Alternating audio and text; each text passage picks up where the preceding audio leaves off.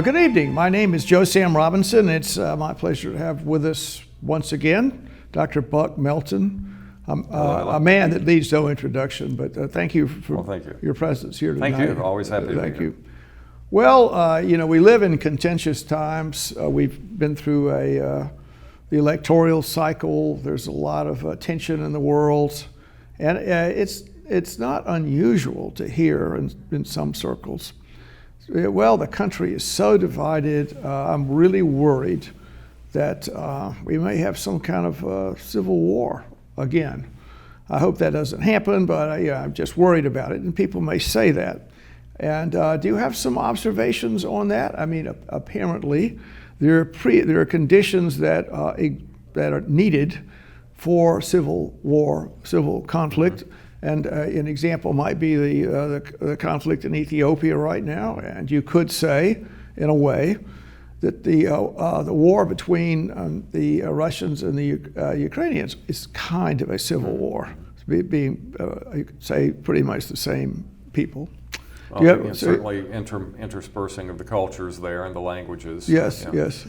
I was just recently reading, and if I may, I'm going to pull out my cell phone right here and just refresh myself, because there was recently an article in the Guardian by Barbara F. Walter, not Barbara Walters, but Barbara F. Walter, who is a professor out in a university somewhere in California, and her specialty is writing about the conditions that make civil war more likely. And there are just a few things I wanted to point out here. I mean, 34% of Americans surveyed earlier this year that it's okay to use violence against the government sometimes. More than 40% said that they believe civil war was at least somewhat likely in the next 10 years. There's some others that suggest that they feel that something awful is about to happen. So now she's writing from the perspective of the left. She sees the right as the major threat here. Yes. But with that proviso, I think what she says is very interesting, because I've given a lot of thought to this. I've long been interested in the United States Civil War, and not just the war itself, but how we bumbled into it. And so I've given a lot of thought to that myself, and I found it reassuring, validating that she had spotted in her research a lot of the things that I had been considering. We differ on some areas, especially in her prescription for stopping this war. Well, what is her way to stop the threat? Well, we'll get to that, and I think we need to get to that, but I think it would make more sense if we start by looking at the conditions that she suggests. And it's essentially, if I had to summarize it, a refusal to acknowledge the legitimacy of the current administration, perhaps even the current regime, and I think you really see this in the election deniers of the last few years. The idea that that Trump believe and the MAGA people believe that the election was stolen from Trump, and that he was really the rightfully elected president, and that it was an election fraud, and so that Biden is not the legitimate president. Now, I think the biggest election denial right now is clearly coming from the far right. It's coming from the Trumpists and the Make America Great Again people. But I have to hasten to add that the left is not without blame on this as well. Stacey Abrams in the last gubernatorial election, who I don't think ever conceded, and she claimed that the fix was in at the Secretary of State's office. And so she said, all right, I'm going to quit fighting, but I'm not conceding that I lost.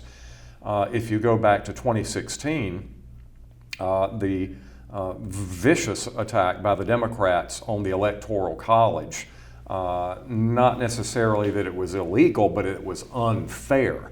And you heard the Democrats saying of Donald Trump over and over again, not my president, he's not mine.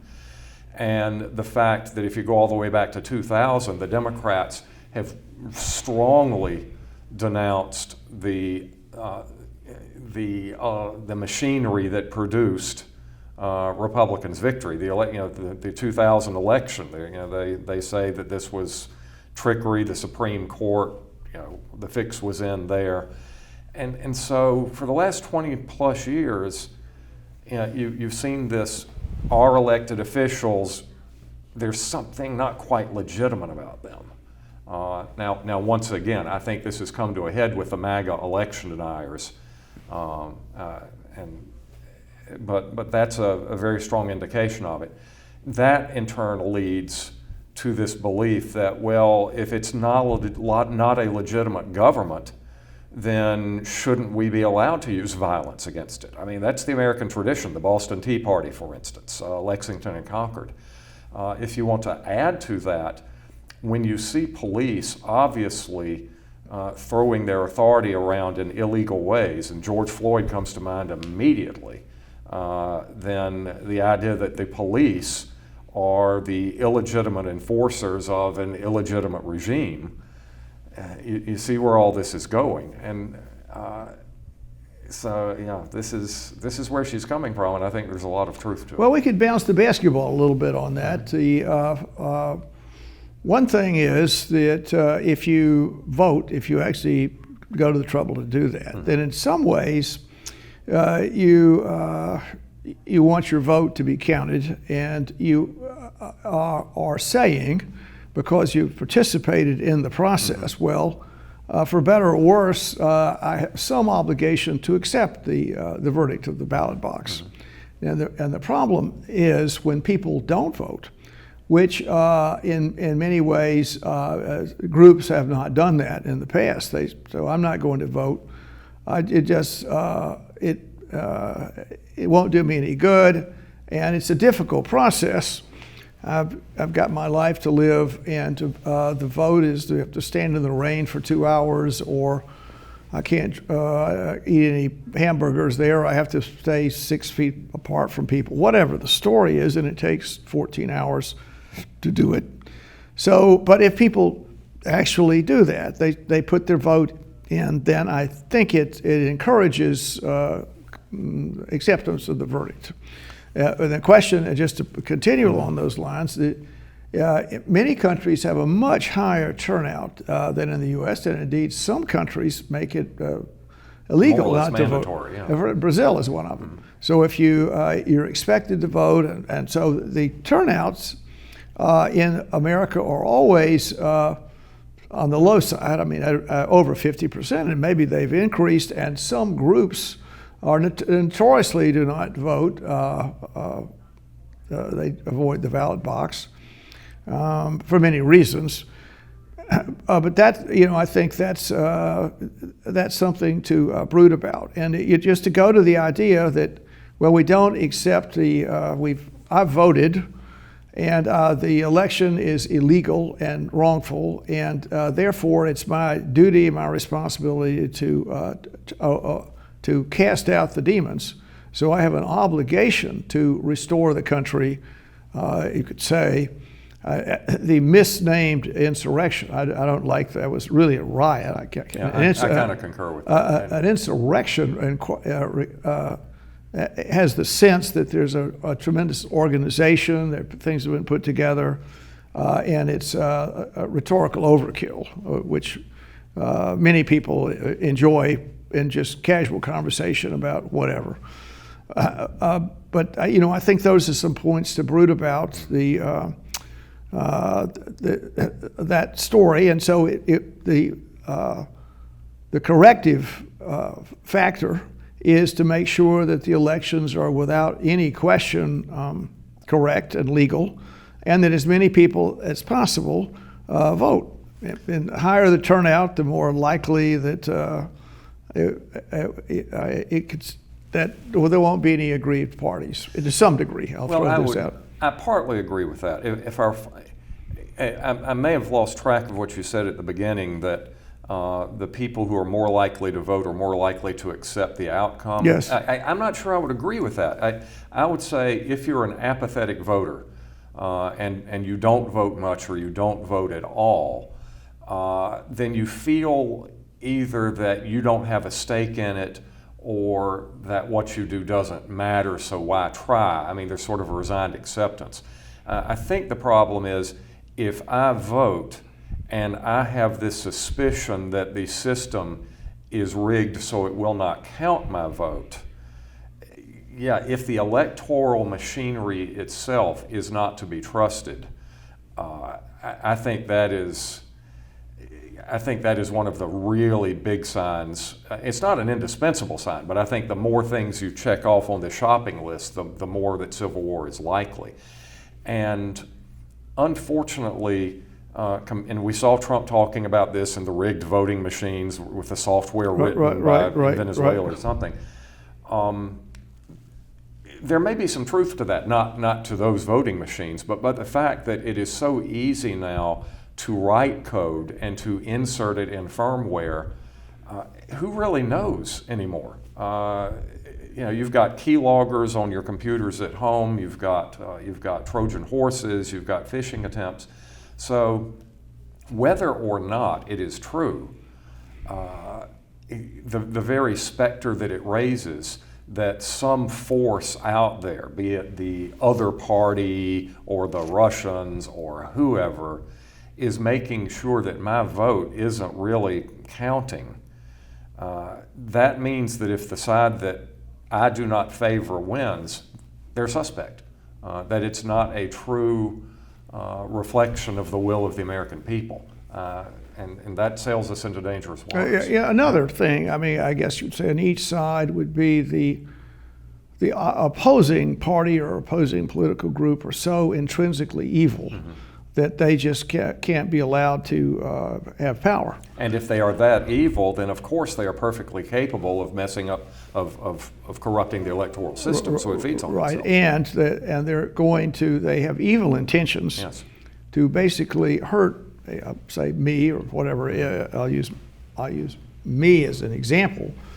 But the individual voter might be the opposing party has some tremendous desire to injure me, and they're wicked people, and they've assumed this power, and there's a large philosophical justification for civil war on my side. It's a large philosophical reasoning behind that, and I think indeed the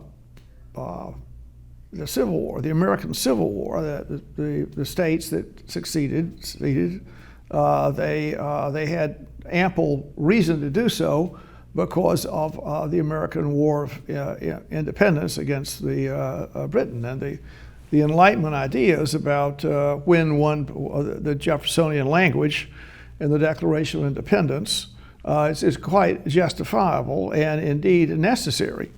So to change the political apparatus, and the crucial thing, I think, would be group cohesion. So if you have a lot of groups that each perceive a group identity, and that the group's interests are not being adhered to, and their group has been injured, then the group can demand withdrawal, can demand their own space, their own country as far as that happens. And there are arguments out there about geographical boundaries and what would be a more appropriate boundary. I mean, the idea is, well, we'll just Tex-Mex, whatever. A good country would be Texas plus Monterey or whatever, or the northern Mexican states. I mean, or New England plus the maritime provinces. Maybe they've got cultural interest. So there are these stories out there with the groups having their own identity. And I'll make this point, is that we push the idea of, quote, diversity. I mean, that's the idea. And really, it's the summa bonum of a country. We don't want a homogeneous country. So a homogeneous country cannot be diverse. And all these bad things about having a homogeneous country, it's never quite been said what the bad things are, but It's just said diversity. That means many different people, many different groups. And the assumption is that all those groups are going to be like the fascist sticks, sort of just bound together. They'll be stronger.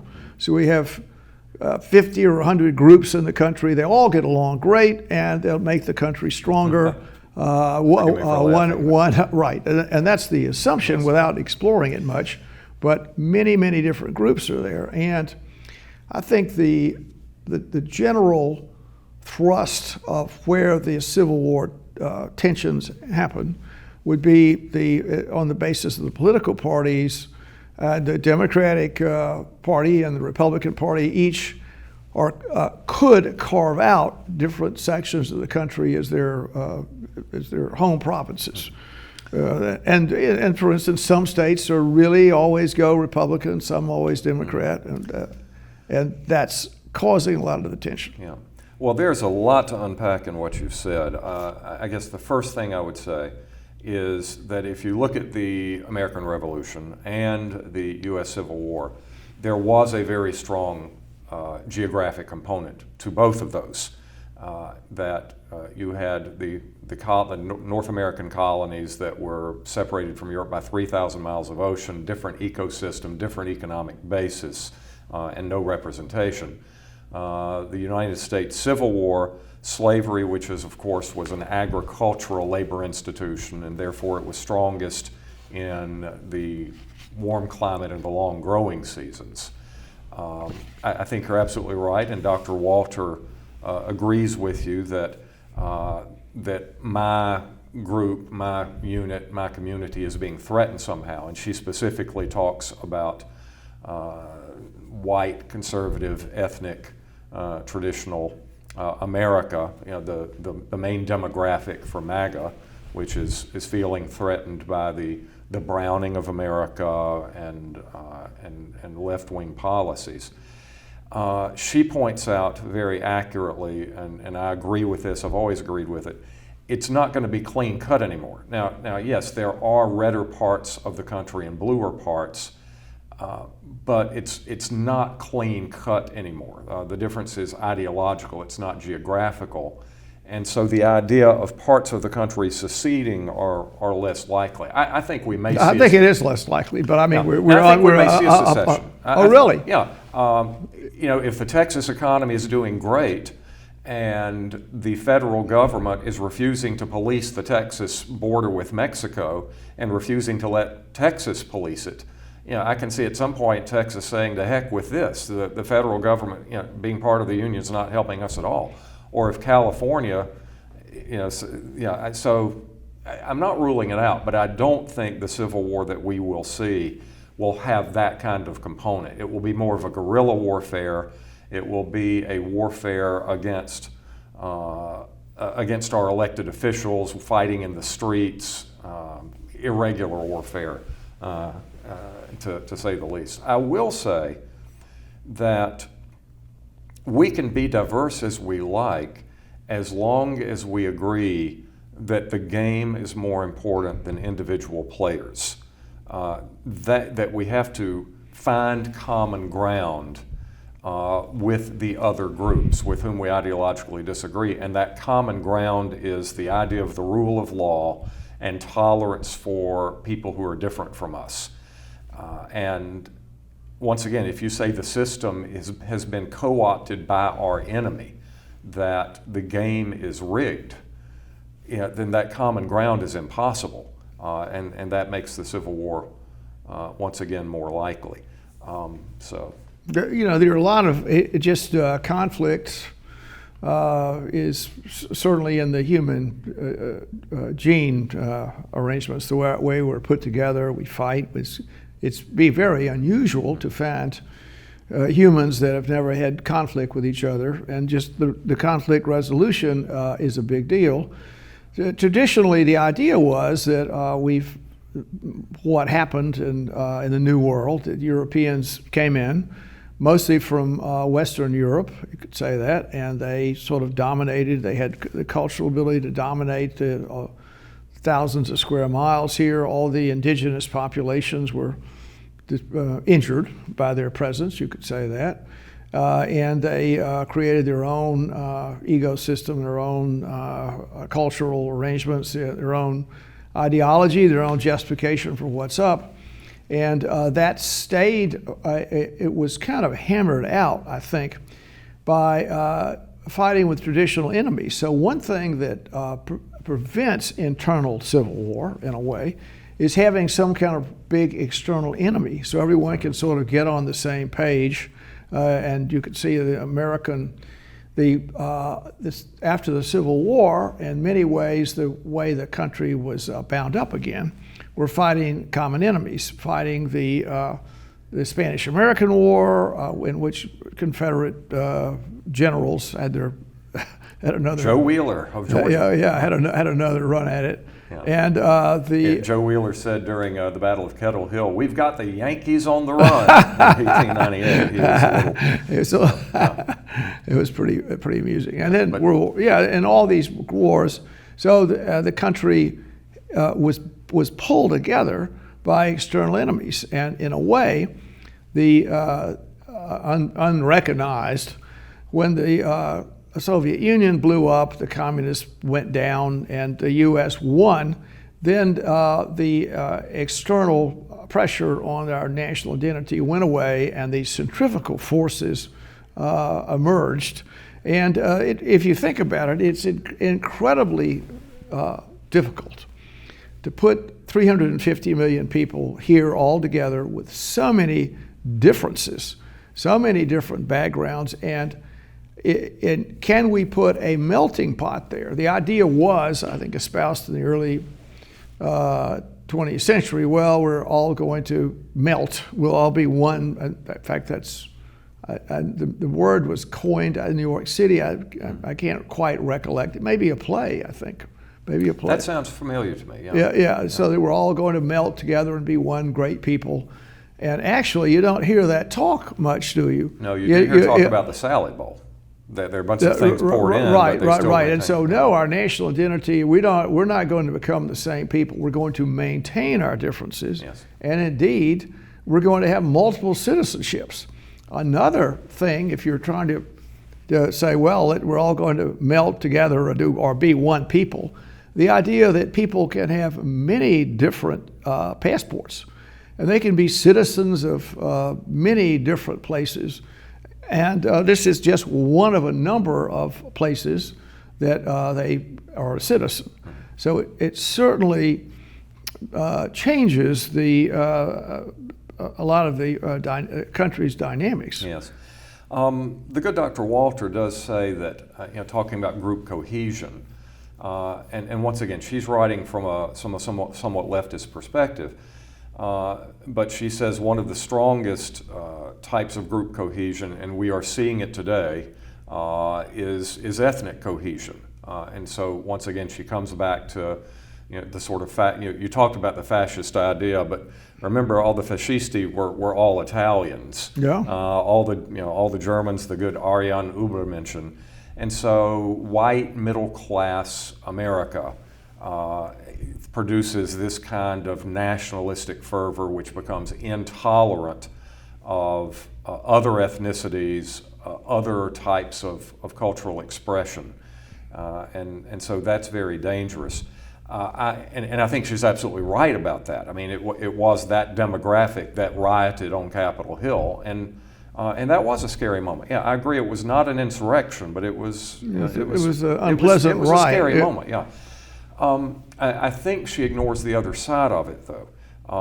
The idea that the left tends to have an internationalist or globalist approach to what we might call human rights or fundamental rights. And this is a threat to the Westphalian idea. I mean, Westphalian sovereignty wasn't, we will have our life and you'll have your life, and we are perfectly happy with that. The Westphalian notion of sovereignty is, here in our state we will do things our way, and we will let you do things your way, not because we approve of it, not because we like this diversity, but because we don't have the power to bump you off. And it's just a fact of life, and we have to accept it. if we go back to our Civil War, you had the white South saying to the white North with their fundamental universal human rights, okay, you don't like slavery? Don't own slaves, but don't come down here and tell us we can't own slaves. You stay up there and do things your way, but don't come down and interfere with our domestic institutions. And it was this abolitionist idea that Westphalian sovereignty is outmoded. It doesn't matter, that all human beings are entitled to these universal rights that the slave owner Jefferson wrote about 80 years ago, means we're not going to let you do it your way because it's immoral, it is wrong. So we're not going to leave you alone. And so it's sort of a two to tango situation here. And so we're getting pressure from both sides and an attack on the legitimacy of the officials from both sides that's going to lead to some really nasty stuff in our future, I think. Well, I mean, Westphalia, it was at the end of the 30 Years' War. Is yes, that correct. the story? And the idea is that, well, we're going to have a lot of little kingdoms, and in each kingdom, the ruler will determine things a lot, but it'll all be homogeneous as far as religion goes or whatever. And the boundary, if you live in a little kingdom, then that's what you are. You're Yes. a Lutheran or you're Catholic or whatever. And it was not, and it was not the choice. It was just after the end of this disastrous, No more horribly war. destructive war that neither Catholicism nor Protestantism had the raw power or the mandate to bump the other one off. It was a live and let live out of necessity. Well, I don't really think we're going to have a civil war here, but it does bring up some of the difficulties that our country faces and how we resolve that. So we're obviously headed to some kind of new national identity, which is I think it's painful and it's difficult to do that. And so many people are wedded to the older ideas of what the country was or is, and to the older ideas of the nation state, USA, people like saying that. But it may well be, for many reasons, that the nation state is going to be altered a lot, and life in the America won't be the same as it was in the past, for better or worse. What, you have any other final thought on any of this? Well, yeah, I think that once again, and I'm not envisioning, and Walter is not envisioning a blue versus the gray, two Right, massive right. armies. It's just taking it to the street. It's more of a Stalingrad kind of fighting that just goes on forever. And I think it's exacerbated by the fact that unlike our Civil War of the 1860s, small numbers of individuals can pack a huge amount of firepower today. Full automatic weapons, assault rifles, the ability to make nerve gas in people's basements. We saw that done in Japan 20 years ago. So it doesn't take a very big group to make a huge amount of trouble. I don't know where it goes, but I don't think it's going to be pleasant. I think her remedy for it, and once again it's aimed at the right because she's writing from the perspective of the left, is to censor all this violent speech on the internet that whips it up. And the classical liberal in me just recoils at that idea.